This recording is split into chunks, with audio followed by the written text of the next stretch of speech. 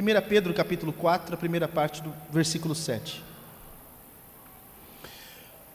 É só essa afirmação que também é o título da minha mensagem. O fim de todas as coisas está próximo.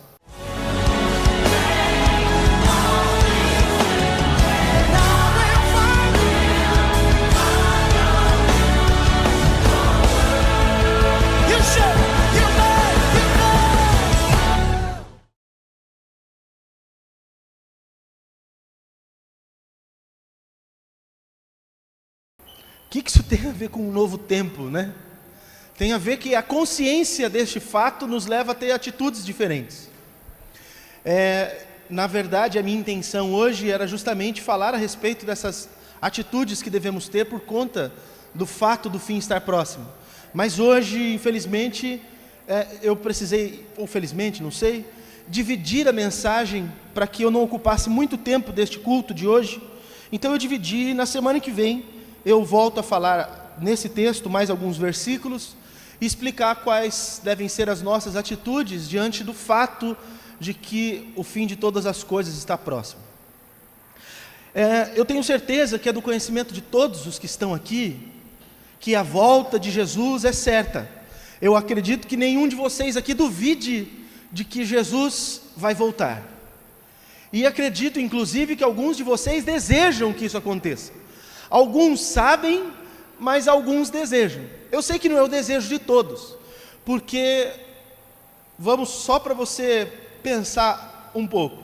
Se Jesus voltasse agora, você ficaria feliz com a volta dele, ou isso seria um problema para você?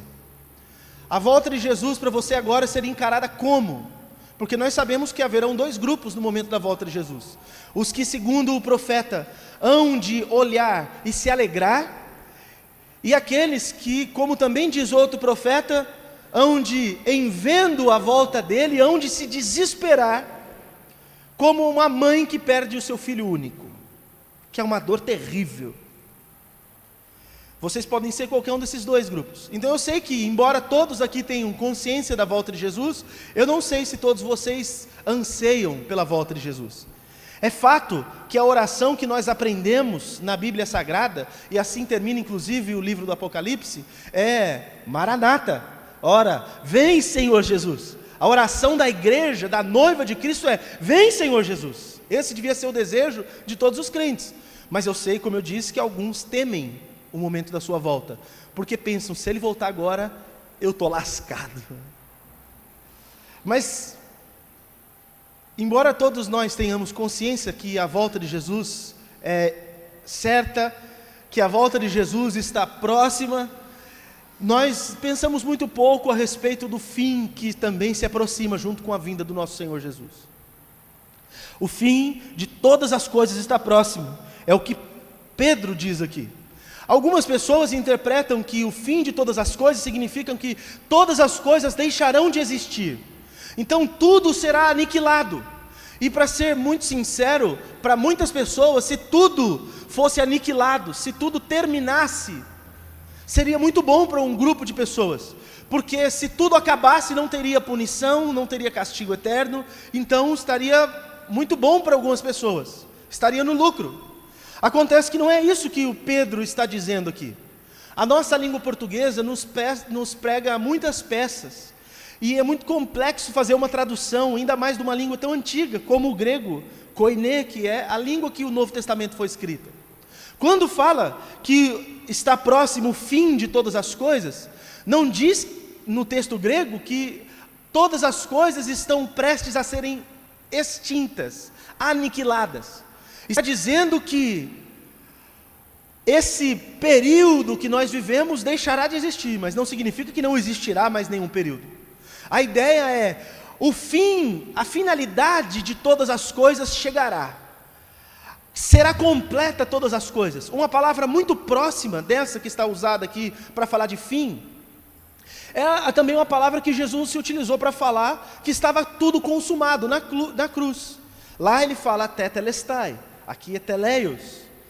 A raiz é a mesma, a finalidade da palavra é a mesma. Não está dizendo que todas as coisas serão aniquiladas, está dizendo que a finalidade para a qual tudo existe está chegando ao fim, e um novo momento haverá de existir. É isso que está muito claro em todas as passagens bíblicas. E eu pretendo falar com vocês a respeito disso, porque sei que isso não é muito compreendido, e a compreensão disso determina muitas das nossas atitudes. Pretendo fazer algumas considerações sobre este fim de todas as coisas. E a primeira consideração é: quando será o fim de todas as coisas? Existe uma data, existe um dia certo para que isso aconteça? Existe. O problema é que nós não temos como saber qual é esse dia. Eu sei que muitas pessoas ao longo dos tempos procuraram estudar para descobrir em que dia isso aconteceria. Muitos dos nossos irmãos ainda continuam fazendo isso. Muitos estudiosos da Bíblia, de algumas outras igrejas, continuam estudando para tentar prever exatamente o dia da volta de Jesus. Por tentar fazer esse tipo de previsão, por exemplo, alguns homens levaram muitas pessoas à morte. Por tentar fazer essa previsão, alguns outros que estudaram isso, levaram muitos a erros. E por conta de tentar fazer isso, levaram muitos outros a heresias terríveis, inclusive de dizer que Jesus já voltou, e que aqueles que teriam de ir com ele já foram. O que resta para nós agora é só viver na terra, como por exemplo é o que atestam os testemunhas de Jeová. Eles afirmam que a volta de Jesus já se deu, porque eles foram fazendo o cálculo da volta de Jesus, e chegou um momento que não tinha como escapar mais, que estava errado, porque fizeram o cálculo e Jesus não voltou, fizeram o cálculo de novo, Jesus não voltou. Então eles tiveram que dizer: bem, Jesus já voltou, mas vocês não viram, porque vocês não faziam parte dos 144 mil escolhidos de Deus. Então os 144 mil já foram, restou agora para nós a terra. É por isso que, se eles forem na sua casa, eles vão te entregar sempre folhetos que falam a respeito de um paraíso na terra. Por isso. Mas muitos outros se aventuram nisso de tentar descobrir o dia da volta de Jesus. E eu quero dizer que, infelizmente, não é possível saber o dia exato que Jesus há de vir. Nós temos, inclusive, alguns textos que nos ajudam, e um deles, Evangelho de Marcos, capítulo 13, versículo 32, diz: mas aquele dia e hora, Jesus está dizendo, ninguém sabe, nem os anjos que estão no céu, nem o Filho, senão o Pai. Enquanto Jesus estava aqui na terra, junto com seus discípulos, eles perguntaram: quando que isso vai acontecer? Quando ele falava do fim de todas as coisas. E Jesus diz para ele: olha, agora nem o Filho sabe. Naquele instante, nem ele mesmo sabia disso. Nenhum dos anjos. Só o Pai tinha conhecimento desse fato. Se só o Pai tem esse conhecimento, nenhum anjo sabe, quem somos nós para tentar fazer um cálculo, seja usando Apocalipse, seja usando o livro de Daniel, seja usando aqui o Evangelho de Mateus 24 e 25, para tentar calcular a volta de Jesus? É impossível saber exatamente o dia em que isso se dará. Jesus garantiu. Mas nós temos como saber que, quando Jesus voltar, isso também trará consigo o juízo de Deus. Na volta de Jesus haverá o juízo de Deus. Eu sei que alguns dos que aqui estão, talvez grande parte, que já não tem me ouvido e nós não temos estudado a Bíblia juntos já há tanto tempo, eu sei que alguns de vocês aqui estão na expectativa de que Jesus virá, e junto da volta de Jesus haverá um arrebatamento secreto da igreja, e depois do arrebatamento secreto da igreja, algumas pessoas que não estavam vivendo com Deus vão ficar na terra e vão passar por um monte de coisa e tal. Eu gostaria de convidá-los a fazermos algum estudo nesse sentido, se você quiser, porque não é isso que a Bíblia diz. A Bíblia não diz que Jesus vai voltar, a igreja vai ser arrebatada, vai ficar um povo aqui e vai passar por tribulação. O que a Bíblia garante em muitos textos, em todos os textos que falam a respeito disso, é que junto da vinda de Jesus, o juízo vai vir sobre a terra. O juízo sobre todos os homens, sejam eles bons ou sejam eles maus. E eu quero ler alguns com vocês. Mateus 25, do verso 31 ao 33. Quando o Filho do Homem vier em sua glória, com todos os anjos, assentar-se-á em seu trono na glória celestial.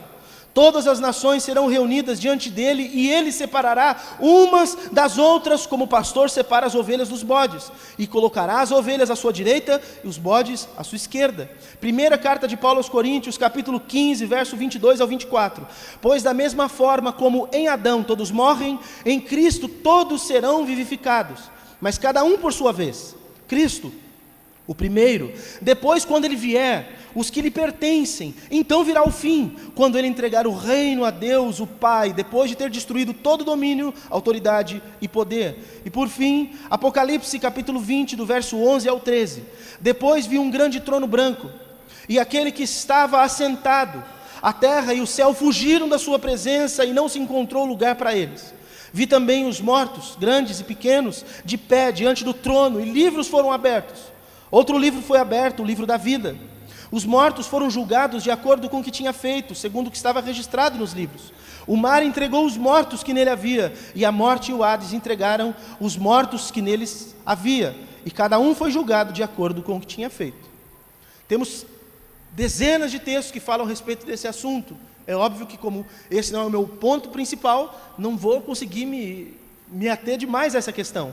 Mas o fato é, quando Jesus voltar, junto com a volta de Jesus, se dará o juízo.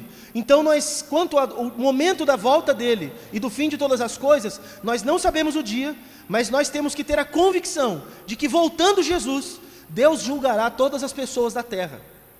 Para alguns isso é pior, porque se aquela mentalidade que alguns têm, de que quando Jesus vier, algumas pessoas vão ficar na terra, e depois vão ter oportunidade de se arrepender, essa mentalidade dá um senso de acomodação, do tipo, bem, se eu não for na primeira leva, eu vou na segunda. Se eu não for salvo agora, quando ele vier, depois eu me esforço e morro por amor a ele e serei salvo. Acontece que a chance que as pessoas estão tendo é agora. Então se tem um dia para você se arrepender, esse dia se chama hoje. Não deixe isso para amanhã. Porque o dia que Jesus vier, então se dará o fim de todas as coisas. Mas como eu disse, o fim não é aniquilação. O fim diz respeito a uma outra questão. O fim não é o The End, que aparece no final de um filme. O fim não é o That's All, folks, que aparece no fim de uns desenhos. O fim é muito próximo, eu acho que uma linguagem que pode ajudar a nossa geração a entender muito bem o que a Bíblia quer dizer com o fim de todas as coisas, é o final do último capítulo de uma temporada de uma série do Netflix. Acontece que depois tem a próxima temporada. Quando a Bíblia fala, então será o fim, é o fim de uma temporada e vai começar uma outra. E eu quero tentar falar a respeito disso com vocês. Agora, o que vem a ser então o fim de todas as coisas? Como eu já disse, não significa aniquilação de tudo que existe. Tem uma outra ideia. O fim é como se fosse, me entendam por favor, não estou mistificando a questão, estou usando linguagens passíveis de serem compreendidas. O fim é como um portal que vai se abrir para vários novos inícios. E eu vou dar alguns exemplos. Por exemplo, quanto àquele que é o tentador de cada um de nós, o diabo. No fim de todas as coisas, vai ser o fim dele? Não.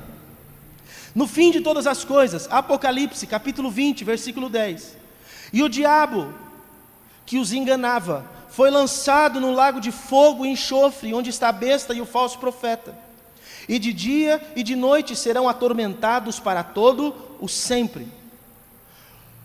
No fim de todas as coisas, o diabo não vai ser aniquilado. Ele vai ser reservado num lugar para tormento eterno. No fim de todas as coisas, os ímpios, os que não amam a Deus, eles não vão ser aniquilados. O fim é o início da punição eterna deles, afastados da graça de Deus. Mateus 25, 41 diz, então dirá também aos que estiverem à sua esquerda, nós já lemos isso, apartai-vos de mim, malditos, para o fogo eterno, preparado para o diabo e seus anjos. Inicialmente o inferno estava preparado só para a punição do diabo, mas todos aqueles que não vivem como um filho de Deus, a Bíblia diz que aqueles que vivem na prática do pecado são filhos do diabo, então vão acabar tendo o mesmo destino que o seu pai. Os justos, quando vier o fim de todas as coisas, vai ser aniquilado? Não, o fim é o início da sua alegria eterna. Teria centenas de textos, mas eu coloquei um que eu amo de paixão, Isaías 35, 10. E os remidos do Senhor voltarão, e virão a Sião com júbilo, e alegria eterna haverá sobre as suas cabeças, gozo e alegria alcançarão, e deles fugirá a tristeza e o gemido. Não é o fim para o crente, não acaba aqui, tem algo depois disso. Agora, e para o nosso planeta, para esse sistema onde nós habitamos, essa nossa casa, O fim é só o início de uma nova dimensão de existência. Segunda carta de Pedro, capítulo 3, versículo 13. Mas nós, segundo sua promessa, aguardamos novos céus e nova terra, em que habita a justiça. Apocalipse 21:1. E vi novo céu e uma nova terra, porque já o primeiro céu e a primeira terra passaram, e o mar já não existe. Com certeza, não será, e isso é muito importante pensarmos, quando chegar o fim, nós vemos pela palavra de Deus, que essa terra, do jeito que ela existe, não existirá mais. Mas num momento da história, já houve um fim dessa maneira para o nosso planeta. Acabou com as águas do dilúvio. Só que nós sabemos que a partir de agora já não haverá mais dilúvio para destruir a terra. Existe uma aliança feita lá com Noé, entre Deus e Noé, Gênesis capítulo 9, versículo 11. E eu convosco estabeleço a minha aliança, que não será mais destruída toda a carne pelas águas do dilúvio, e que não haverá mais dilúvio para destruir a terra. Então a gente já sabe que a terra não vai ser destruída por água. Mas como que será o fim da terra? Vai ser pior, fica tranquilo.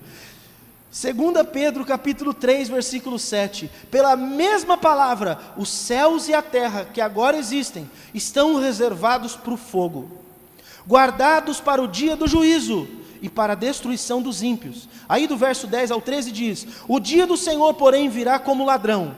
Os céus desaparecerão como um grande estrondo, os elementos serão desfeitos pelo calor e a terra, e tudo que nela há será desnudada. Visto que tudo será assim desfeito, que tipo de pessoas é necessário que vocês sejam? Vivam de maneira santa e piedosa, esperando o dia de Deus e apressando a sua vinda. Naquele dia os céus serão desfeitos pelo fogo e os elementos se derreterão pelo seu calor. Então, tudo que existe hoje não será mais como é. O ser humano não será como é, os seres espirituais não serão como são, não terão a mesma vida que tem, o planeta Terra já não será mais como é. Existe um dia, e essa mensagem faz com que os que não creem chamem a gente de louco. Existe um dia, onde tudo deixará de ser como é, haverá um fim das coisas como são, mas haverá um novo começo, um novo tempo, onde as coisas serão de uma outra maneira. Para os ímpios e para o diabo e suas hostes será de desgraça eterna, mas para o justo será de alegria e de bem-aventurança eterna. Isso é o que nos reserva o futuro, onde há o fim. Agora, como é que nós podemos ter certeza que o fim está próximo? Porque foi isso que Pedro falou. Nós podemos até crer nesse fim, mas como nós podemos ter certeza que o fim está próximo? Primeiro, nós compreendemos pela própria palavra, Marcos capítulo 13, versículo 31, passará o céu e a terra, mas as minhas palavras não passarão. É uma coisa que eu bato muito na tecla aqui nesse púlpito, porque é a nossa segurança. As pessoas mentem, as pessoas se enganam e as pessoas enganam outras pessoas, mas Deus não mente, Deus não se engana e Deus não engana outras pessoas. Tudo o que Deus disse que acontecerá, acontecerá. Por mais que as pessoas não gostem ou não queiram. Vão passar todas as coisas, mas todas as promessas do Senhor, nenhuma delas passará. E essa promessa de que haverá um fim, também não cairá por terra. Ela também será realizada. Uma segunda aqui, oportunidade de você crer e ter certeza, é que nós temos, segundo o próprio Senhor Jesus, alguns sinais, alguns acontecimentos que nos mostram que o mundo está indo justamente para esse fim. Nós chamamos de sinais, né? Evangelho de Mateus, capítulo 24, verso 32 e o 33, Jesus diz: aprendam a lição da figueira. Quando os seus ramos se renovam e suas folhas começam a brotar, vocês sabem que o verão está próximo. Assim também, quando virem todas estas coisas, saibam que ele está próximo, às portas. Olha o que ele está dizendo. Quando vocês, judeus, que tem tanta figueira espalhada pela rua, veem que a figueira está florescendo, você sabe que o verão está chegando. Da mesma maneira, alguns sinais, que ele já tinha dito anteriormente quais seriam, quando vocês virem esses sinais, tenham a certeza de que está cada vez mais próximo a volta dele. Então, embora, irmãos, nós não saibamos exatamente o dia que Jesus virá, nós sabemos que ele virá, sabemos que com ele virá o juízo, que o fim de todas as coisas como são, chegará, e nós podemos saber que isso está cada dia mais próximo, quando cada dia vão acontecendo mais daqueles sinais que ele predisse que aconteceriam. Eu vou falar alguma coisa aqui para vocês apenas, porque isso também é um assunto muito vasto. O próprio Senhor Jesus, no Evangelho de Mateus, está separado, essa mensagem dele, esse sermão dele, em pelo menos duas partes. Ele diz que o momento histórico que antecede a sua vinda, a sua volta, está separado em dois períodos. O primeiro ele mesmo chamou de princípio das dores, e o segundo de a grande tribulação. A metáfora é como uma mulher que está grávida, e o bebê vai crescendo dentro dela. Quão mais próximo aquela mulher está de ganhar o bebê, mais indícios de que aquele bebê vai nascer começam a aparecer naquela mulher. Por exemplo, as contrações aumentam em intensidade e diminui o espaço de tempo entre uma contração e outra, até que no momento de que a mulher vai ganhar o bebê, aquela dor já é muito mais intensa e as contrações são muito constantes. O princípio das dores, Jesus está dizendo, é como se fosse a mulher que está grávida, mas está no começo da sua gestação, que ela começa a sentir alguma coisa, ela percebe que o seu corpo não está como era antes, ela vai sentindo os seus órgãos sendo empurrados lá dentro, cada um para um canto, o bebê vai crescendo, ela vai sentindo ele mexendo dentro dela. Quando vai se aproximando o período dela ganhar o bebê, a contração vai chegando e vai aumentando a intensidade, ela vai percebendo, ela sabe, a mulher que está vivendo aquilo, ela percebe isso. E o que Jesus está dizendo é, nós que estamos aqui agora, e que sabemos que Jesus vai vir, precisamos ficar atentos a esses sinais dessa gestação, precisamos ficar atentos às contrações, tanto a intensidade quanto a diminuição do período de tempo entre elas. Então no princípio das dores, são coisas que nós já estamos acostumados a ver, porque nós já estamos no princípio das dores. Aliás, o princípio das dores é desde a morte e ressurreição de Jesus, até o momento que vai chegar, que é da grande tribulação. A grande tribulação ainda não chegou, vocês não tenham dúvida, eu vou mostrar para vocês aqui. Então, acontecimentos do princípio das dores, Mateus 24, aliás. Então no versículo 5, mostra um dos acontecimentos. Haverão falsos cristos. Sempre na história da cristandade apareceu alguém falando que era o Cristo. Nós temos um no Brasil, porque nós não podemos ser diferentes, nós também temos um Cristo no Brasil, o nosso Henrique Cristo, nós já temos o nosso, né? No mundo todo sempre apareceu pessoas se dizendo seu Messias. Opa, parece que tem outro aí. Dizendo seu Salvador. O versículo 6, só os fortes entenderam essa. O versículo 6 fala a respeito de guerras e ameaças de guerras. Não é novidade guerra. Sempre que vem guerra, alguém fala, pronto, agora vai acabar o mundo. Quando foi as guerras mundiais, os crentes pensaram, agora vai acabar o mundo. Mas Jesus falou, calma, vão acontecer guerras, vão acontecer essas coisas, né? Vai ter ameaça de guerra. Nós vimos, não, alguns de vocês não viram isso, alguns viram, né? A Guerra Fria, que era uma ameaça o tempo todo, aquela tensão no mundo, podia eclodir uma outra guerra. Versículo 7, inimizades entre nações, fome e terremotos em todos os lugares. Há muitos anos atrás, nossa, César, faz muito tempo isso, lembrei agora aquilo lá. Fiz um estudo sob encomenda do César, para a gente apresentar num culto de jovens. Você lembra disso, Cezão? Porque estava acontecendo muito terremoto. Aí o César pegou esses textos bíblicos, pediu para que eu fizesse, eu fiz uma pesquisa, e na pesquisa que eu fiz, eu não desenvolvi nada, isso daí está disponível aí no site das pessoas, pessoas estudadas nessas questões. Ao longo da história, sempre houve terremoto, é óbvio, mas a quantidade de terremoto nesses últimos tempos, no período assim de 10 anos, é o que antes demorava quase 1000 anos para se ter quantidade de terremotos, agora tem em 10 anos. É o tempo todo, no mundo todo, tendo terremoto. É que só se noticia, por exemplo, na televisão, aqueles que são muito graves, que matam pessoas, mas o tempo todo se tem terremoto no mundo. Para vocês terem uma ideia, os prédios no Japão já são construídos com tecnologia para suportar terremoto, porque lá é comum. Mas isso faz parte só do princípio das dores. Fome, terremoto em todos os lugares. Versículo 9, perseguição e ódio aos cristãos. Não preciso nem explicar isso para vocês. Versículo 10, cristãos apostatarão, ou seja, vão abandonar a fé e vão trair os seus irmãos. Então não é só que eles vão abandonar a fé, mas eles vão entregar os seus irmãos para a morte. Versículo 11, muitos falsos profetas enganarão o povo. É só ligar a televisão, irmão. Liga numa televisão de crente, você vai ver. Liga num rádio de crente, você vai ver. E o pior é que o povo vai ser enganado, e é mesmo. Versículo 12: o pecado vai cada vez aumentar, mas o amor de contrapartida vai cada vez esfriar mais. Todas essas coisas nós vemos. Isso é o princípio das dores. Agora, o Evangelho de Mateus, ele não é tão específico quanto ao que acontecerá na grande tribulação. E eu posso tratar disso num outro dia com mais dedicação, mas hoje vou tratar só o que o próprio Evangelho aqui trata. O versículo 21 diz que esse período da grande tribulação vai ser o pior tempo da história da humanidade. Gente, a Terra já viu dias difíceis. Certas regiões do mundo viveram o seu pior tempo. Acontece que essa grande tribulação vai ser um tempo de desgraça que não vai acontecer em um lugar do mundo, vai ser no mundo todo. Vai afetar todas as nações, todas, diretamente.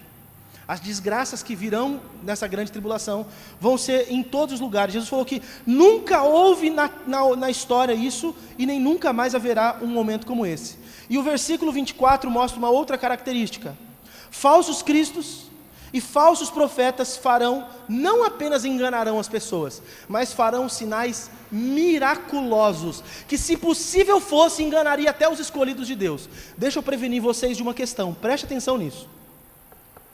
Nem todo mundo que estende a mão sobre alguém e cura alguém de uma enfermidade, não quer dizer que isso veio de Deus. Nem todo mundo que fizer milagres e falar que está fazendo em nome de Deus, está de fato fazendo isso em nome de Deus. A Bíblia diz que vão vir muitas pessoas em nome do Senhor e vão fazer coisas tão extraordinárias, milagres tão grandes, que até as pessoas que temem a Deus vão ficar se questionando: mas será que não é? Será que não é? Só que os crentes têm a palavra, e porque têm a palavra não vão ser enganados, e bendito seja o Senhor, porque nós seremos preservados desse engodo. Mas aqueles religiosos que picam cartão na igreja, mas não tem nada com Jesus, e sequer conhecem a palavra de Deus, eles vão ser enganados. Porque se você não tem instrumento para detectar aquele que faz a fraude, você é enganado. Eu acredito que já aconteceu com você. Você vai no banco pagar uma coisa e você dá uma nota de 50 ou de 100. O caixa pega o dinheiro rapidinho, ele faz uns 4, 5 movimentos na nota ali e ele identifica se a nota é falsa. Agora nem precisa mais isso, tem umas maquininhas que já identificam se a nota é falsa. Só quem tem a ferramenta e o conhecimento adequado não é pego em engano. E as pessoas na grande tribulação serão enganadas, porque esses personagens que haverão na história, eles virão com tanto poder espiritual, que vão fazer milagres, e as pessoas vão achar que é de Deus. Eu ouvi outro dia o seguinte: ouçam bem o que eu vou falar, para que você não seja pego nesse engodo. Aconteceu um milagre, ou supostamente aconteceu, mas eu quero crer que aconteceu mesmo, de algum desses homens que aparecem na televisão fazendo programa religioso. Uma pessoa foi curada. Aí alguém me disse assim: como é que alguém pode falar mal dele, sendo que ele é de verdade um homem de Deus? E eu pensei: mas por que você está falando que ele é um homem de Deus? Falou: porque ele fez um milagre. Na hora esse texto me veio no coração, falei: essa é uma das pessoas que serão enganadas, porque a pessoa fez alguma coisa na frente dela e ela acreditou. Deixa eu dizer algo para vocês, não faz parte muito aqui, mas eu vou ensinar algo para vocês. A pessoa não precisa sequer ter vida com Deus para que o milagre aconteça através da mão dela. Deus pode me usar aqui para curar pessoas sem que eu sequer tenha uma vida reta diante dele. E não é porque vai fazer com que eu seja promovido, porque Deus está interessado em abençoar as pessoas simples, as pessoas que têm fé, e Deus usa canais para fazer isso, inclusive esse tipo de gente, que é enganador. Mas quando esses enganadores chegarem diante do Senhor, talvez algum de vocês está assustado: nossa, mas eu pensei que só pessoas santas é que faziam isso. Pessoas vão chegar diante do Senhor e vão dizer: Senhor, em Teu nome nós curamos, em Teu nome nós profetizamos, em Teu nome nós fizemos isso e aquilo. E Jesus vai olhar e dizer assim: mas eu nunca te conheci. Está escrito isso, Ele mesmo disse: eu nunca te conheci, eu não sei quem é você. E alguém pode perguntar, mas então por que ele fez aquilo? Não foi por causa dele, foi por causa da dona Maria, do seu José, do seu João, que estava lá, a irmã com um filho preso na droga, a outra que estava lá com um câncer, com uma enfermidade. Deus teve misericórdia e usou aquela mula para fazer aquilo. Eu disse mula porque eu usei a comparação com a mula lá de Balaão, não foi fazendo uma ofensa direta. Porque é isso que nós somos, um instrumento de Deus. Um instrumento. Ou vocês acham que quando vocês vêm aqui, eu falo alguma coisa e vocês são abençoados, vocês acham que isso é por mérito meu? É tudo graça de Deus. Se eu andar torto e Deus abençoar vocês, quando chegar no dia do juízo, eu ainda vou receber a repreensão de Deus. E eu vou falar o quê? Deus, mas eu ensinei certinho o seu povo. Ele vai falar, você não fez mais do que sua obrigação. Ai de mim se não pregar o evangelho, irmãos. Então não é a santidade de alguém que faz com que ela tenha credencial para fazer coisas em nome de Deus. Acontece que essas pessoas que fazem coisas erradas, mas fazem em nome de Deus, vão prestar contas para o juiz naquele grande dia. Então não se impressionem com milagres, não se impressionem com sinais. E eu quero dizer isso aqui neste lugar, porque eu sei que muitos de vocês são impressionáveis. Muitos de vocês são impressionáveis. Eu estou aqui só tentando ensinar a palavra de Deus para vocês. Eu fico aqui, a minha tentativa é explicar, é só o que eu tenho para oferecer. Eu não tenho dom de milagre, não tenho esses dons.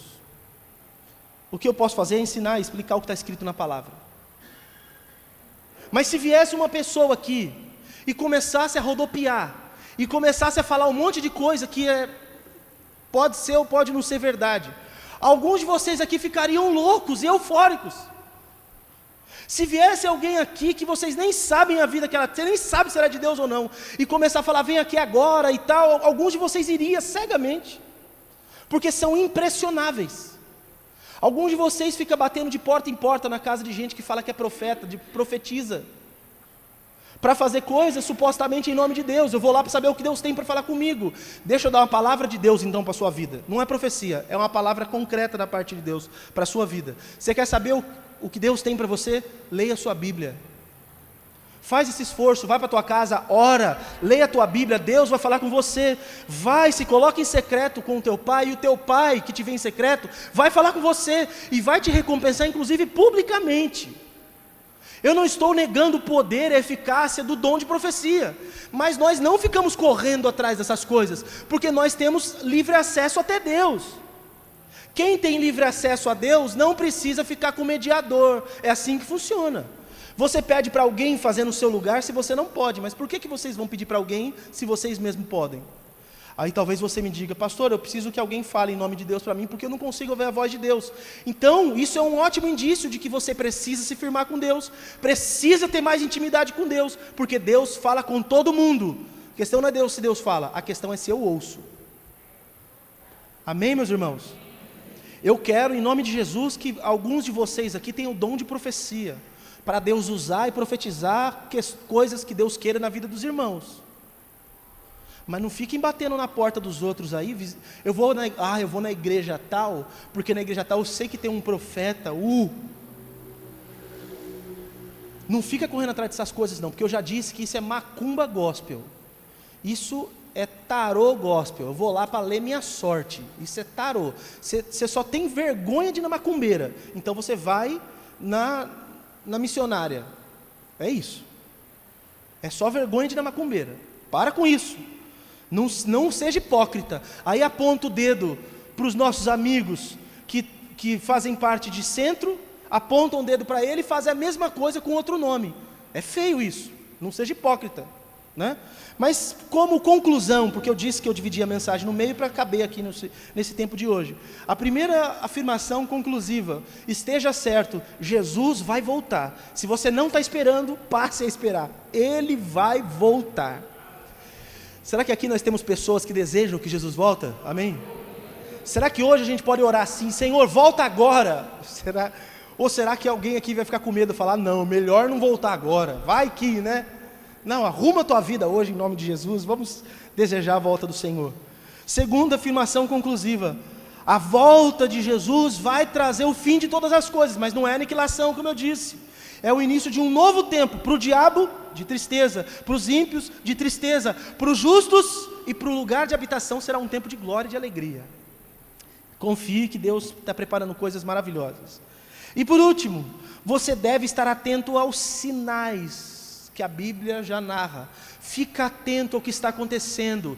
Isso é importante para você não ficar vivendo de qualquer maneira. E para que você não seja enganado. Quão mais próximo estivermos da volta de Jesus, mais enganadores se levantarão. Quão mais próximos estivermos da volta de Jesus, mais sinais nós veremos para todos os lados. É só você olhar, irmão. Não fica desatento. Uma das instruções de Jesus, que a gente vai trabalhar bem na próxima semana, é: vigia, presta atenção, abre o seu olho. O crente está dormindo, não vigia, vive de qualquer jeito, está inundado, encharcado no pecado. Em nome de Jesus, preste atenção aos sinais de Deus. Pastor, mas eu não sei de nada disso. Leia a Bíblia. E depois que você lê, se você não entender, me pergunte que eu vou te ajudar. Eu ia falar um negócio, deixa quieto. Deixa eu falar. Eu ia ser mais duro do que eu preciso ser hoje. Então é isso que eu queria falar com vocês hoje. Isso aqui era a introdução da minha pregação. Eu acho que não ia dar tempo, né? De fazer a pregação toda. Então eu preferi fazer só essa introdução hoje, para que nós pudéssemos na próxima semana compreender quais devem ser as nossas atitudes, levando em conta a realidade de que Jesus vai voltar e todas as coisas não serão mais como são.